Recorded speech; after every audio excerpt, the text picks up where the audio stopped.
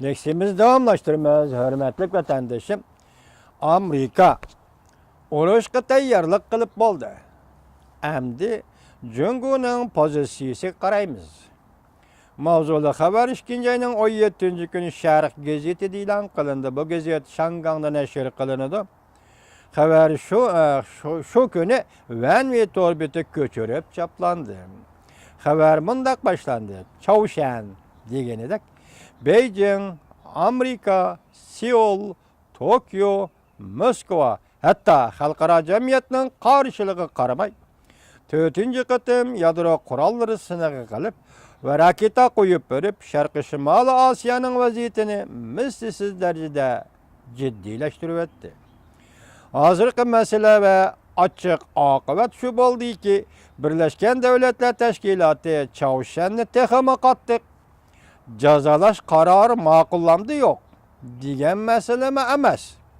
Yoki Yaponiya Chaoshanga o'z oldiga embargo siyosati yurgizamdi yo'q degan masala emas. Yoki Amerika Koreya bilan birlashib raketaga qarshi raketa sistemasi o'rnatishtirish masalasi emas. Balki Amerika Qo'shma Shtatlarining o'rnashtirishlarini o'rnashtirib bo'lganligi va Chaoshanga urush echish irodasiga kelganligi masalasidir. Va Shangangda nashr qilingan bu Dunfang Zhibo degan bu Sharq gazetida mushundaq kaskin fikrlar bilan fikr qiladi ekan. Demak, hozir nima deydi? Amerika Qo'shma Shtatlari barliq tayyorlikni qilib bo'ldi. Chaoshanga urush etish masalasidir deb ko'rsatdi. Amerika Qo'shma Shtatlari lashkar askarlarini yo'tkab bo'ldi. Ikki xil kuch paydo qildi. Uning birinchisi o'lchamlik joyda zarba berish. Chaoshanning yadro atom aslahalarini ko'kum talqon qilish. Yadro qurollarining bazasini ko'kum talqon qilish. Kollisini kesish. Chaoshanning hukumat askarlar boshliqlarini, hukumat boshliqlari, askariy boshliqlarini jumladan Kim Jong Unni yo'qotish. Ikkinchi, yuqorqilarni ishga oshirg'ili bo'lmasa, hech nimaga qaramay umumyuzlik urush qo'zg'ab, Chaoshanning siyosiy hokimiyatini ag'dirish. Qisqa bir maydon urush qilib, abadiy aminlikni ishga oshirish. Koreya yarim orolini yadrosizlashtirib, butun Sharqi Shimoliy Osiyoni Amerikaning strategik ta'sir doirasiga olib kirish. Mana bu siyoset nazir Shangangda nashr qilingan Sharq gazeti jakalavati. Amerikaning yuqorqi tafakkuri va vositalari bugunla boshlangan emas. Balki bu tafakkur Beijingning izchil holda Chaoshanni qo'llab, old taraf suhbati orqali maslahatlashib, Chaoshanni pastquyiga tushirib masala hal qilish, Koreya yarim orolini yadrosizlashtirishni ishga oshirish tashabbusining to'sqinligi tufaylidan bu dog'qa kelmay, fursat vaqtga mos kelmay, shart sharoit pishib yetilmay, yo'lga qo'yilmagan tafakkur va boshlaydi. Demak, bu yerda bir qoida chiqyapti, bir aqli nazariy gap chiqyapti.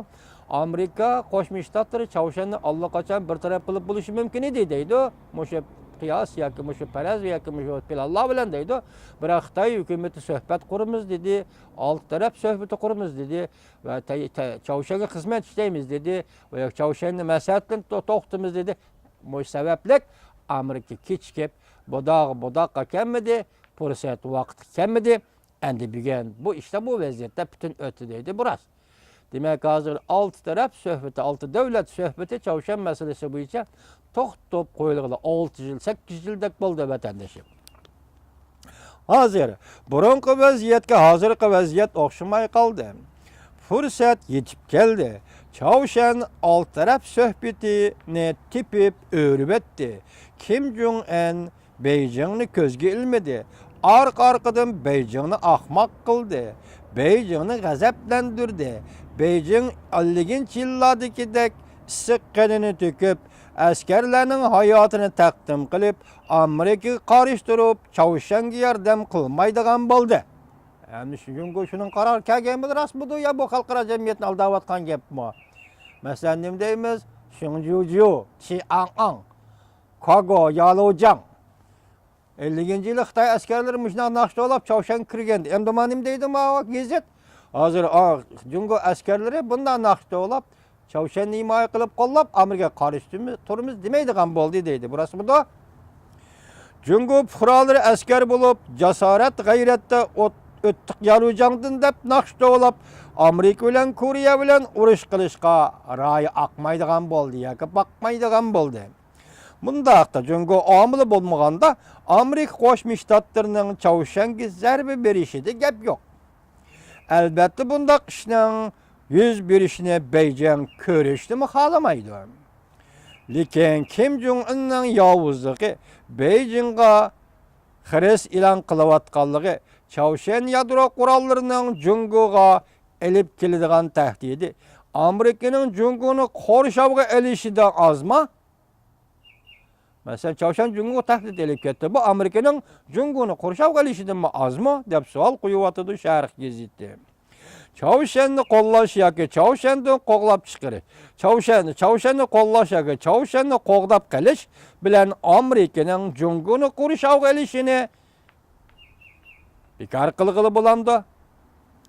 Uning ustiga mushu oy, mushu kunlarda Amerika Chawshanga qo'l soladigan bo'lsa, kim to'sib qola oladi? Jungomi, Rossiyami yoki Birlashgan Davlatlar Tashkilotimi? Hech kim. Demak, Amerika Qo'shma Shtatlarini hech kim to'sib qola olmaydi. Chawshanga qo'l soladigan bo'lsa, hech kim to'sib qola olmaydi deydi. Shanghayda nashr qilinadigan Sharq gazeti.